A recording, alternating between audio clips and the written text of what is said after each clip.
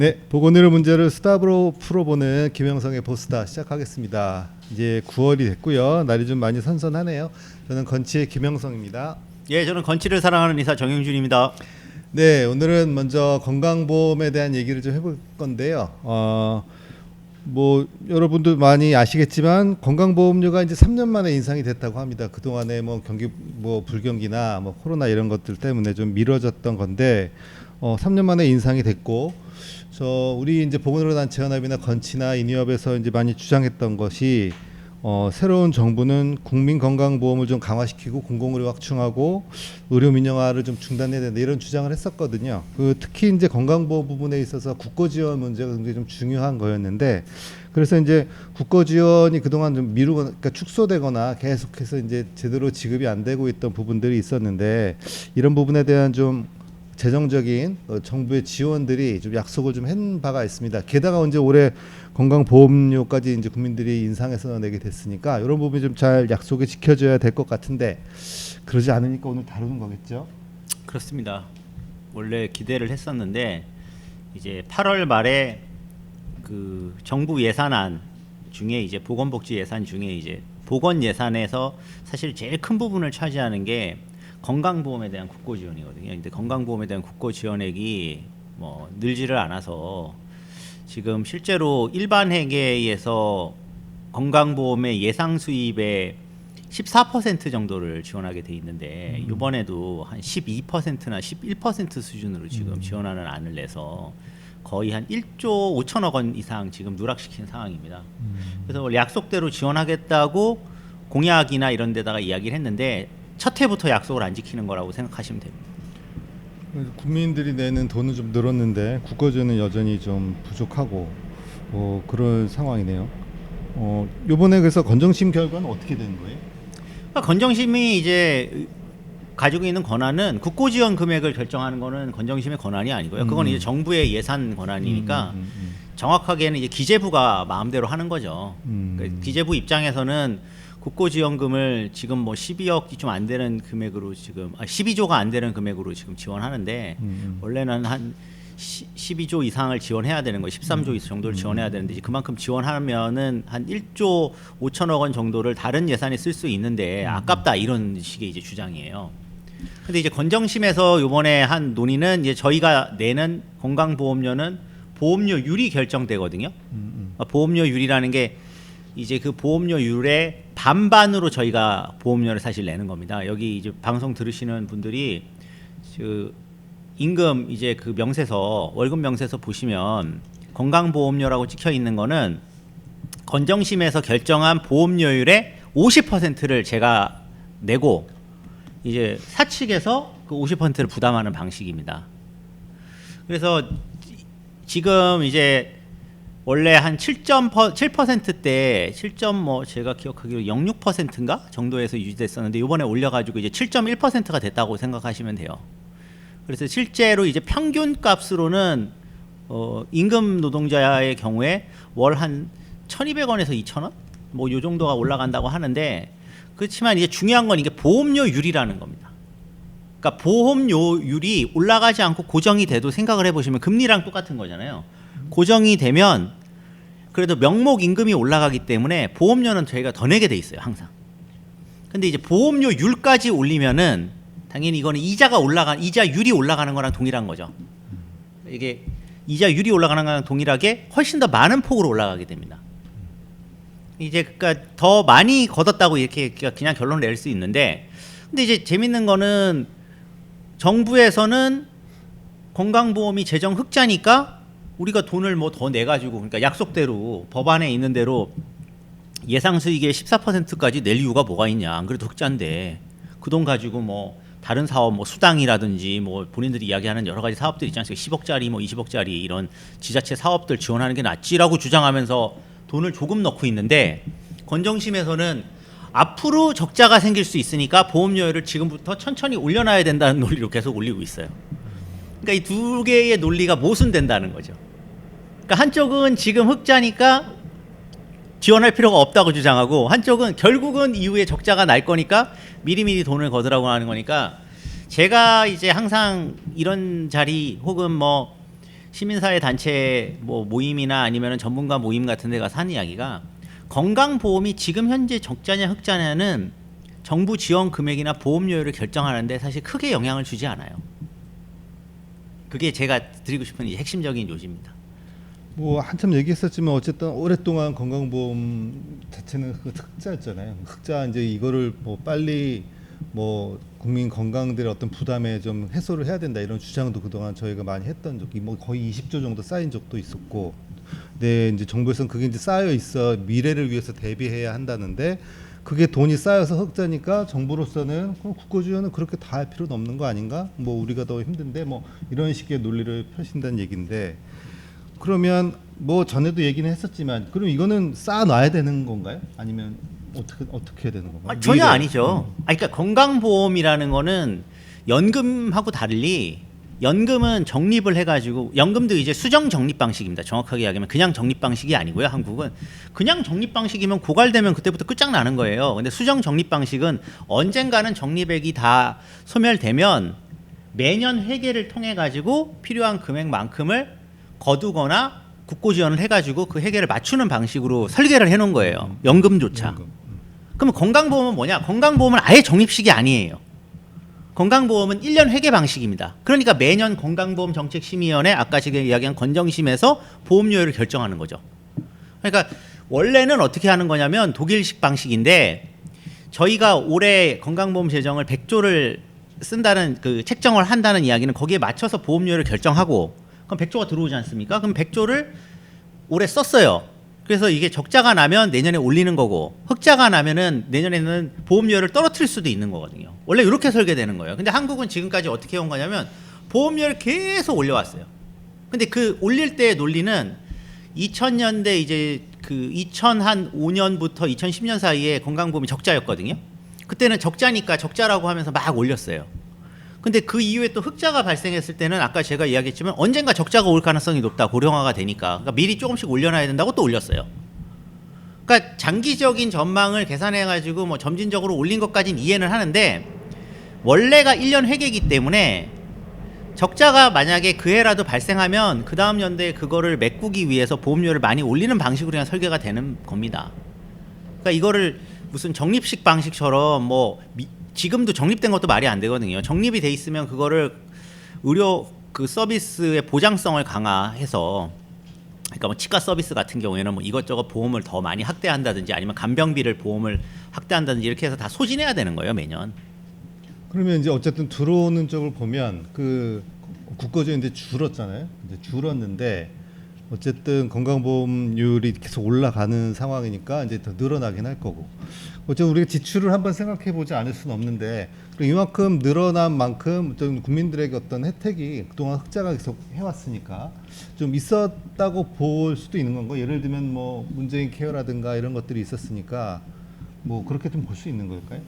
그러니까 이제 이 부분도 2000년부터 한 박근혜 정부 때까지는 나름 그 보장성 강화 로드맵이라는 게 작동을 해가지고 저희 이제 국민들이 체감을 좀 하실 수 있었어요. 뭐 안 되던 MRI 부분도 이제 뇌 MRI 같은 경우에 뭐 뇌경색 뇌출혈 급성기에는 이제 보험이 적용이 된다든지 그리고 뭐 치과 영역에서는 대표적으로 임플란트 이제 경험하셨고 그리고 이제 암이나 희귀 난치성 질환이 이제 본인 부담금이 또 줄어들었었잖아요. 그 저희가 암부터 무상의료 운동을 통해 가지고 결국은 이제 산정 특례라는 제도가 도입이 됐고 그리고 이제 박근혜 정부 때부터는 건강보험 상한제가 이제 또 도입이 돼가지고 저희가 건강보험 진료로 한 해 뭐 사실 뭐 외국에 비해서는 제가 항상 말씀드린 거지만 많이 부족한 보장성이지만 뭔가 조금씩 이렇게 채워 나갔었습니다. 근데 이제 문재인 정부 들어서서 문재인 케어를 한다고 하면서 비급여의 급여화 이야기하면서 그 전에 있던 보장성 로드맵을 수행을 했지만 예비급여라는 완전히 다른 방식으로 이걸 개편하겠다고 약속을 했었거든요. 근데 그걸 안 지킨 거예요. 그리고 나서는부터는 이제 고령화에 따르는 의료비 지출이 상승하는 국면이 다가왔을 때 윤석열 정부에서는 이제 보장성을 강화하지 않겠다라고 이제 선언을 하면서 선별적으로 본인들이 이야기하는 따옴표 필수 부분만 보장하겠다고 이야기를 했으니까 그때부터는 이제 체감 보장성이 떨어져서 실제로 지금 데이터상 2022년부터 2023년 4년 이제 계속 보장성이 떨어지고 있거든요.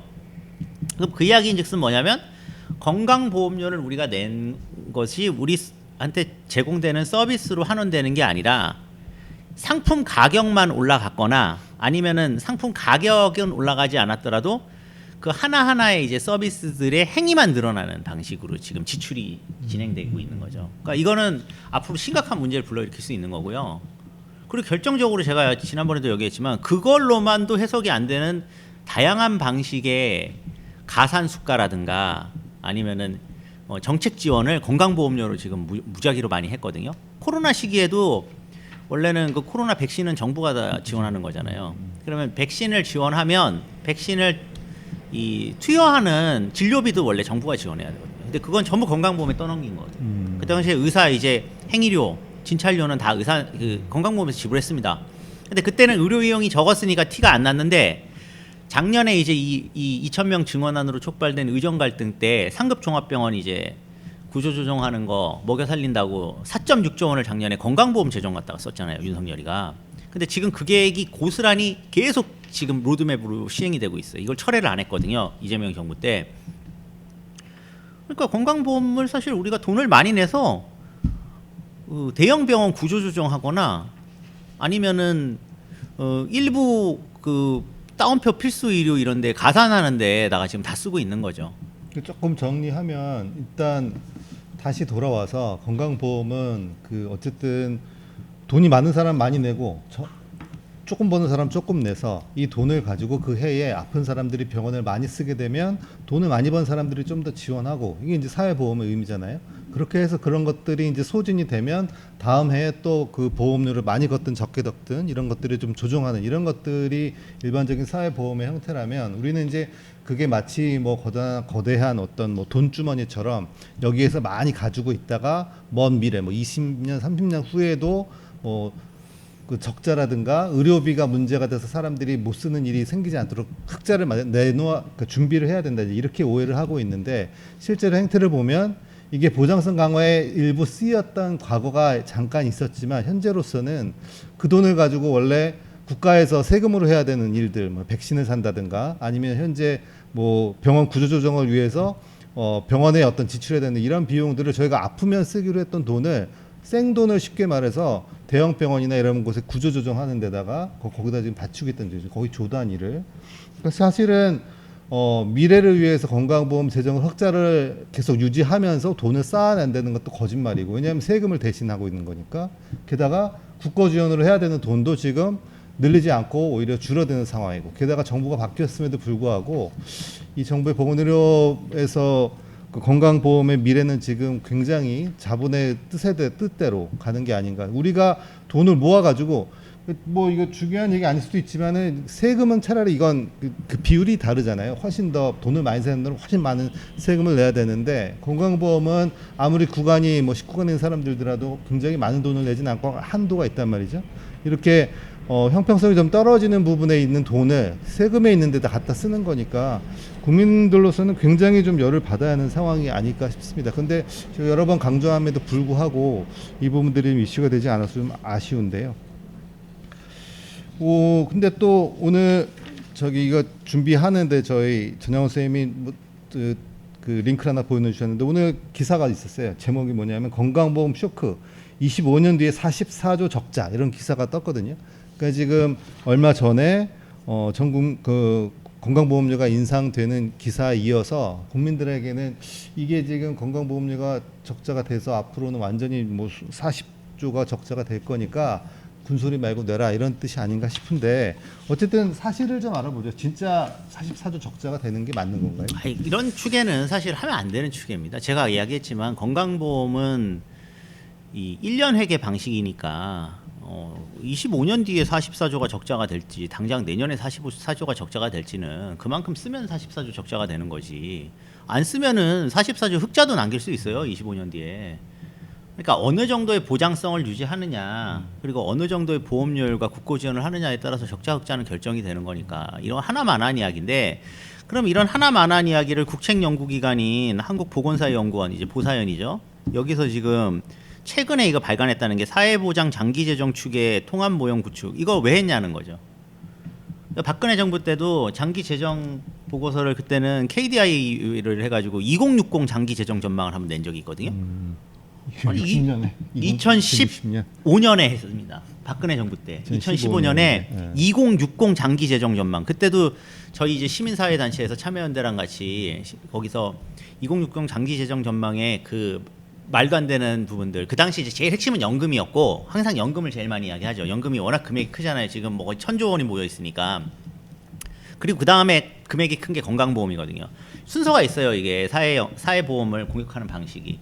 그러면 이렇게 하는 이유가 뭐냐는 거예요. 이 원래 이 장기 재정 추계를 해서 그 추계에 맞춰서 연금 같은 경우는 어느 시점에 그러면은 고갈이 다 되면 연간 이제 그 부담 방식으로 넘어갈지에 대해서 이야기하기 위해서 이거를 해야 되는 거고, 건강보험 같은 경우는 만약에 현재의 보험료율과 국고지원율로 이게 안 되니까 우리도 그러면 지금 우리보다 대만이 거의 한 3배 정도 국고지원율이 높고 일본은 거의 한 4배 정도 높거든요. 다 왜 그렇습니까? 고령화 되니까 건강보험 보장성이 그 나라들이 우리보다 높잖아요. 그러니까 그만큼 돈을 쓰기 때문에 국가에서 그만큼 돈을 더 집어넣어 가지고 공적 그 보험을 강화를 해서 실제로 가구의 의료비를 깎아주는 방식으로 사회 보장을 하고 있는 거잖아요. 그럼 그런 플랜을 위해서 원래는 이 장기 재정 추계를 해야 되는데 한국의 이 재정 관료들은 그게 아니라 공포 마케팅을 위해서 이걸 한다는 거죠.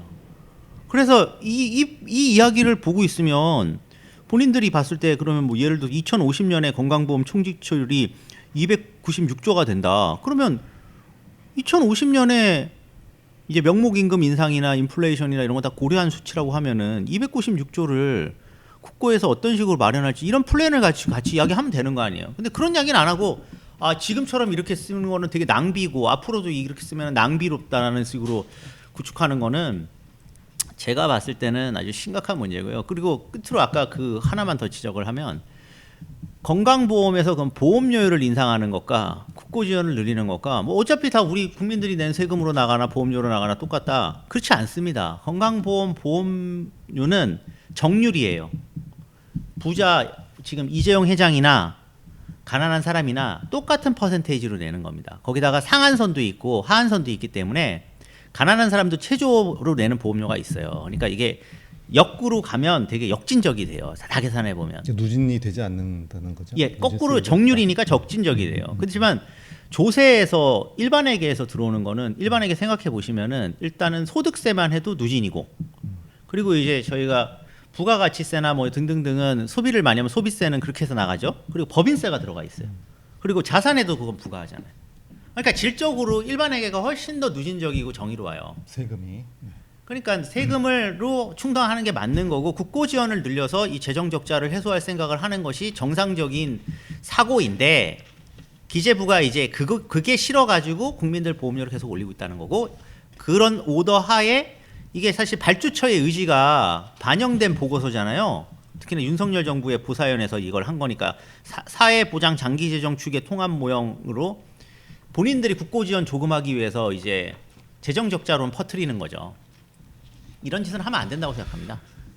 25년 뒤에 적자를 가지고 겁을 준다는 것도 참 말이 안 되는데 그 재정 추계 결과가 결국 정책의 어떤 대안으로 나오는 것들이 아니고 국민들을 겁주고 찍소리 말고 사회보험료를 더 내라 이런 식으로 결론을 짓는다는 게, 이런 행태가 아직도 고쳐지지 않는 것 같습니다. 그러니까 국민들이 잘 모를 거라고 생각하는 것 같아요. 그런 것 때문에 이런 짓거리들을 하고 공포 마케팅을 하고 긴축 재정에 대한 뭐 주장을 하고 이런 것들이 아닌가 싶습니다. 건강보험 어쨌든 요번에 이제 6월인가요? 7월인가요? 그때서 이제 그 국민 예산이 이제 나오면서 저희가 본 건데, 어쨌든 올해 하반기나 이럴 뭐 앞으로 당장은 건강보험 보장성이 강화된다거나 이런 것들을 기대하기가 어렵다는 것을 말씀드리고, 이재명 정부에 대해서 우리가 너무 호의적으로만 생각할 것은 아니고 반드시 비판할 부분에 대해서 눈을 크게 뜨고 좀 지켜봐야 되지 않을까 싶습니다. 이 정도로 마칠까요, 오늘? 네, 그리고 이제 이재명 정부에서 건강보험과 관련해서 이러저러한 정책들이 나오게 되는 과정을 보면 실제로는 이제 의정 갈등 해결에 집중하고 있으면서 나머지 이 보건 정책들이 기존 관료들과 재정 관료들의 그 어떤 그 재정 정책으로 전환된 지금까지의 방식이 답습되고 있다, 이렇게 말씀드릴 수 있습니다. 윤석열의 의료개혁 내용들이 아직도 계속해서 유지되고 플랜들이 계속해서 지속되고 있다, 이런 말씀인 것 같습니다. 네, 다음에도 한번 건강보험 및 어떤 보건복지부의 어떤 재정 문제에 대해서 또 다뤄보도록 하겠습니다. 네, 고맙습니다. 감사합니다.